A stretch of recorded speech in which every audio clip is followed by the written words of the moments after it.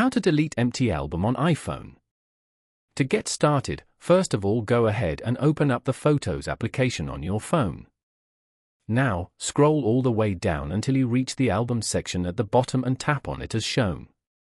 You can view all your created albums on this page. Now, find and tap on the empty album you wish to delete. Once you are inside the empty album, go to the top right corner and tap on the three dots icon. This will open up the menu options for this specific album. From the menu that appears, simply tap on Delete Album. A confirmation pop-up will then appear on your screen. Tap on Delete Album again to confirm your action. As you can see, the empty album has now been successfully removed from your albums list. Following these steps, you can easily delete an empty album on your iPhone.